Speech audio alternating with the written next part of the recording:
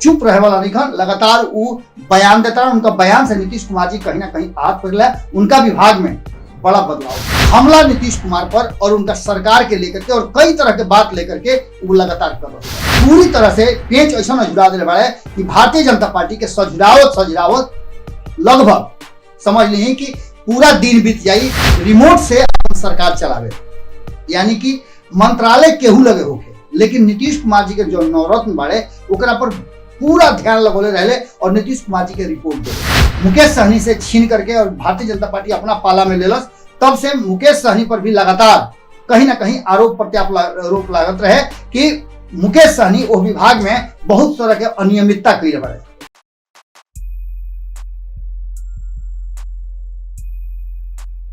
बड़ी वक्त लागेला नहीं चुकी घर बनाने में, बड़ी वक्त लागेला नहीं चुकी घर बनावे में, उठा जाने जिकरा मजा आवेला बस्ती उजाड़े में। गोड़ा नहीं हेरा से अभिनंदन बोला कि अपना कार्यक्रम जना के नाम हो। आज के खाली फिर से बिहार के राजनीति पर वालों के विशेष रूप से कुछ बतावे की कोशिश करे खातिर आए। एक कोशिश में भीतरिया बहुत सारा बात बा जौन सामने से तो सब कुछ साफ नजर आवता, लेकिन भीतर खाना में जो चल रहा बा वो कुछ कहानी अलगे कहता। यही चलते अचानक से जो मामला बुझाता कि नीतीश कुमार जी अझुरा दिले पड़े, और ये अझुराई मामला में एक बात तो निश्चित लागत हुए कि खेल बरियार हो गया। ये बरियार अझुराई खेल में आखिर आगे के रणनीति का हुई और कौना तरीका से सरकार चली कि ना चली, एकरा पर निश्चित रूप से चर्चा लगातार हो रहा बा। और ये चर्चा में एगो चर्चा बहुत मजबूती के साथ हो रहा बा कि जौना के लेकर के बिहार और बिहार की जनता भीतरे भीतर खौल रहा बा। पूरे कहानी में एक बात साफ नजर आवता कि नीतीश कुमार जी अगला एक्ट का करी का जो कहल जा रहा बा कि लालू प्रसाद 30 तारीख के पटना पहुंची हैं, ओकरा बाद पहले ही से ओकर पटकथा लिखल गई बा का वो कहानी के श्री गणेश इफ्तार पार्टी के दिन से हो गई बा का लोग के ध्यान भटकावे खातिर तेज प्रताप यादव या अन्य मुद्दा के सामने उभार करके और मुख्य मुद्दा से ध्यान भटकावे की कोशिश हो रहा बा। इस सब बात के रोल के जवाब आज हम दे, लेकिन एकरा पहले जो रोलों से लगातार कई दिन से कहत आ रहा बानी कि बिहार के राजनीति में कुछ होखे के सुबुगाहट जो बा वो नजर आवे लागल बा। एकर पहला कड़ी बा कि अमित शाह के पटना आना, हालांकि कार्यक्रम पहले से तय हो गई रहे और अचानक से जब बोझा चुनाव के परिणाम आई ओकरा बाद से एक खाली फिर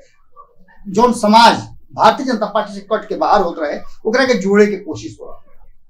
हालांकि एक और असर का भई उहो रोलक बताऊ कि गए रही पूत मांगे भतारो गवा कहनी वाला हाल हो गया, जहां एक तरफ भूमिहार समाज के साधे के कोशिश होता रहा जो उनकी लगातार एक लंबा समय से भारतीय जनता पार्टी के वोटर रहे हा, राजपूत समाज जो उनकी लगातार भारतीय जनता पार्टी के वोटर रहे हा, वो अलगे पूरे कार्यक्रम से खिसिया गई बने, यानी कि वो पहले से तो खिसियाई रहा, दूसर को समाज खिसिया गई और ब्राह्मण के लेकर के जो बयान एनडीए के तरफ से आ रहा बा ओकरो के लेकर के ब्राह्मण समाज भी खिसिया गई। और खास करके रोलो देखनी कि जौना तरीका से नित्यानंद राय हमला कैले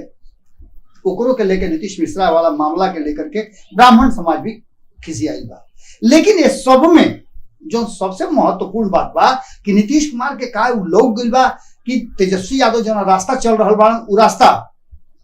सोच हो गई बा का भारतीय जनता पार्टी के छोड़ला के बाद नीतीश कुमार के पुनः जो प्रतिष्ठा रहे वो वापस आई और उनका जो वोट बैंक रहे वो वापस आई। ये सब बात के उदाहरण रुआ ए से मिल जाए कि लगातार कहल जाला कि नीतीश कुमार जी अपना शर्त और अपना अनुसार राजनीति करे खातिर जानल जाला। 2005 से उठा के देख ली या 2005 काहे उठाई हुआ, 1990 से उठा के देख ली, जौना घड़ी से नीतीश कुमार लालू प्रसाद के साथ बिहार में सत्ता के स्थापना करे और लालू प्रसाद के मुख्यमंत्री बनावे के मुहिम के हिस्सा बनले।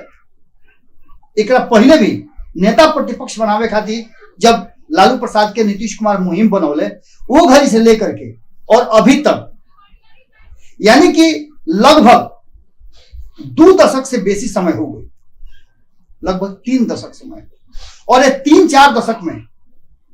रुआ लगातार देखत होगा कि का कुछ हो रहा बा बिहार के राजनीति में, और नीतीश कुमार अपना शर्त पर राजनीति कैले और सत्ता के सिरमौर बन गए, चाहे वो केंद्र में मंत्री के रूप में होके एनडीए गठबंधन के साथ है, या फिर बिहार में मुख्यमंत्री के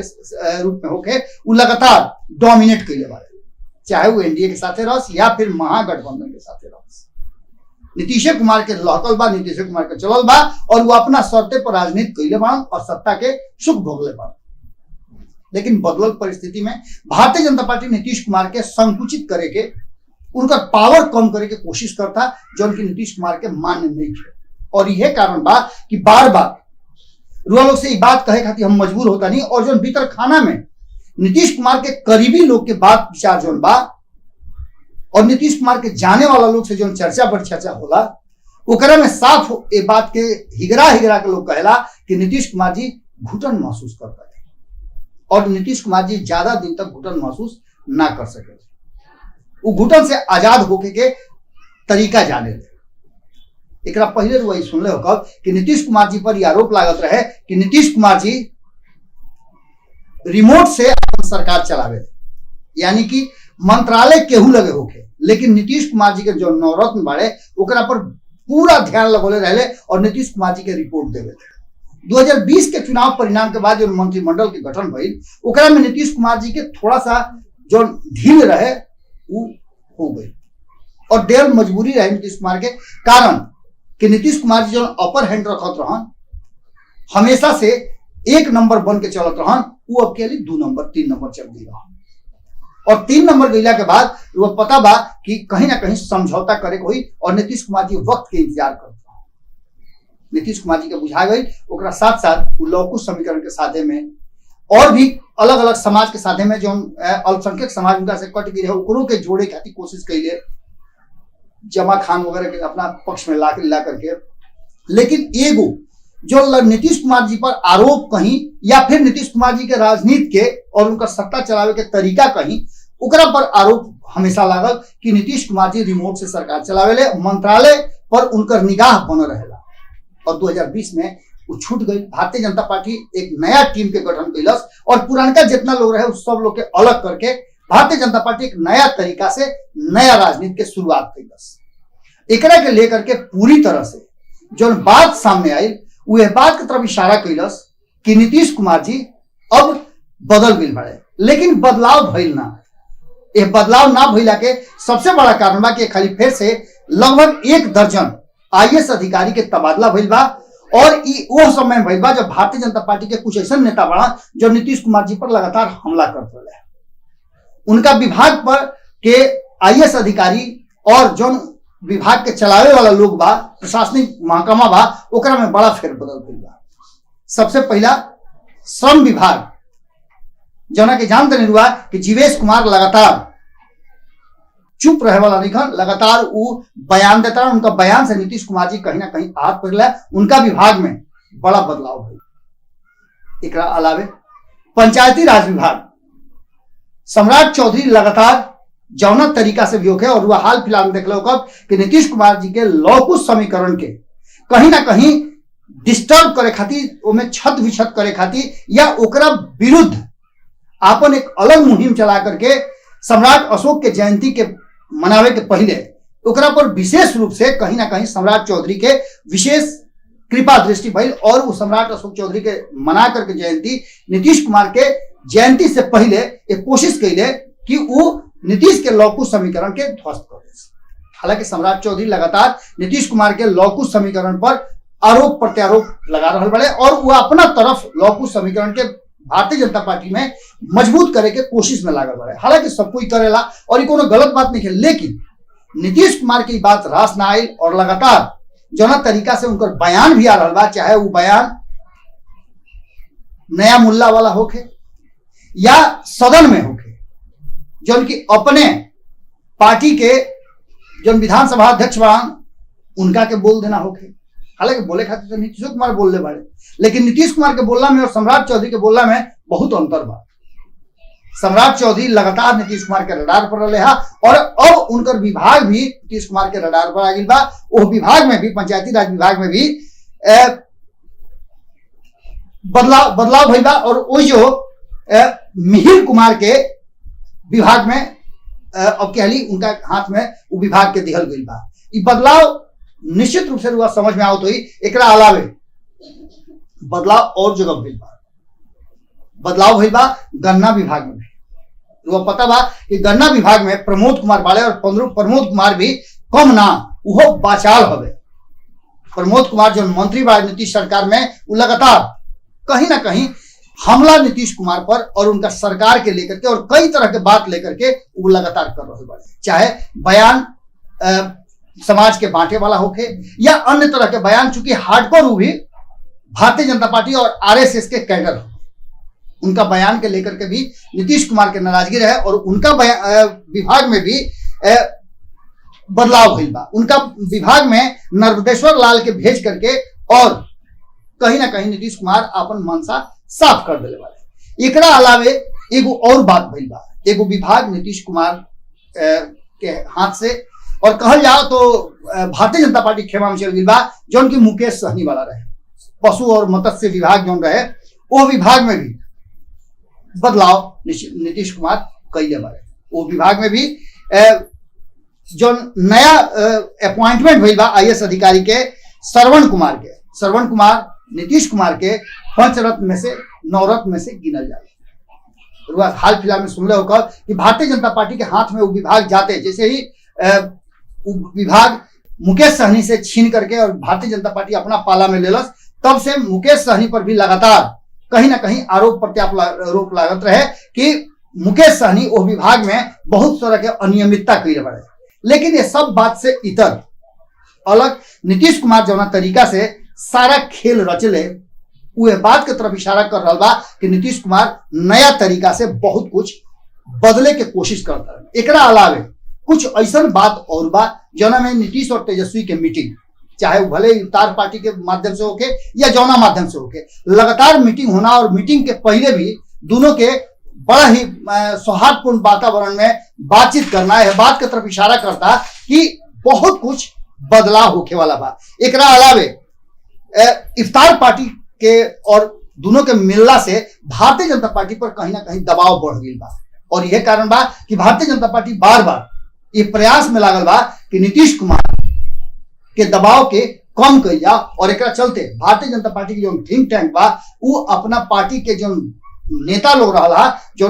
लगातार बयानबाजी करता रहा, वो लोग पर भी विराम लगोले बा। एकरा अलावे मुकेश सहनी से नजदीकी बढ़ावल नीतीश कुमार के भी भारतीय जनता पार्टी के नागवार गुजरता। लगातार मुकेश सहनी नीतीश कुमार से बात करता और नीतीश कुमार के बेहतर मुख्यमंत्री कहता, चाहे वो एनडीए से बाहर हो गई लोग, लेकिन लगातार उनकर बयानबाजी जारी बा और भारतीय जनता पार्टी के कटघरा में भी खड़ा करता और एक बड़ा गठबंधन बनावे के, गैर भाजपाई गठबंधन बनावे के तैयारी के हिस्सा वो भी बन गई बा। एकरा अलावे भाजपा के हर नेता के जवाब देवे खातिर नीतीश कुमार भूणी छटका दिले बड़े अपना नेता लोग, चाहे उपेंद्र कुशवाहा हो, चाहे अध्यक्ष सीधे प्रदेश जो अध्यक्ष बड़ा उहे हो, वो भी लगातार एक बयान के लेकर के और बात के लेकर के वो अपन बात रख रहा बा। देख ले होकर कि ललन सिंह भारतीय जनता पार्टी के मौका पर चाहे सदन होके या अन्य जगह होके घेरे खातिर कोई कमी नहीं कर छोड़ा। ये सारा विषय के अगर हुआ एक तरफ रख दी तो कहीं ना कहीं जेडीयू और भारतीय जनता पार्टी के बीच में खुला विद्रोह, चाहे शीत युद्ध के नाम दे दी या जौन युद्ध दे दी, वो लगातार जारी बा। और यह कारण बा कि लगातार जौना तरीका से पूरा माहौल बदलल बा, वो माहौल में नीतीश कुमार जी आपन जौन नया तरीका बा वो भारतीय जनता पार्टी के जवाब देवे वाला ओकरा के कहीं ना कहीं अब सामने रख रहे वाले नीतीश कुमार पूरी तरह से पेच ऐसा अझुरा दिले वाले कि भारतीय जनता पार्टी के सजुरावत लगभग समझ ली कि पूरा दिन बीत जाई, जो उनकी 2024 से 25 तक ले लगातार ही कहल जाता है कि भारतीय जनता पार्टी आपन मुख्यमंत्री बनाई, मंत्रिमंडल में फेरबदल करवाई, बहुत तरह के बात रहा। ये सब के एक के हाली ऐसा दाव चल रहे कि जना से पूरा मामला उजरा गई बा, आ पेच बरियार उजराइल बा। एक सजुरावे वाला बाड़े अगर कोई तो नीतीश कुमार बाड़े। रुआ से काल कहले रहे कि नीतीश कुमार के भारतीय जनता पार्टी ऐसा चौराहा पर छोड़ चाहता कि जहां से सारा रास्ता भारतीय जनता पार्टी की तरफ जाओ। लेकिन ये बात भी कहले रहे वालों से कि नीतीश कुमार हलवा ना आवे कि गप से लील जाएगी। नीतीश कुमार रणनीतिक रूप से बड़ा ही मजबूत हवे और चुपचाप रह करके बहुत किस्म खेल कर देवेले, जो खेल बाद में बड़ी आवाज करेला। ऐसे ही नीतीश कुमार जी ऐसा पेच अझुरले बाड़े कि भारतीय जनता पार्टियों में अझुरा करके केने जाई इस समझ में नहीं आवत। अब देखे वाला बात हुई कि एकरा आगे कौन खेल खेलता रहे नीतीश कुमार और अझुरा करके अब कौन पतंग काटे के फेरा में बाड़ो। आज के खुटा ठोक में रुआ लोग से ऐसे विदा ले, कल फिर भेंट करे के वादा के साथ है। तब तक रुआ लोग से निहोरा बा कि कमेंट बॉक्स में अपन विचार जरूर लिखब। सब विचार बड़ा ही जरूरी बा और यह बात के सबूत भी बा कि रुआ जागृत नागरिक बानी बिहार के और देश के। गोड़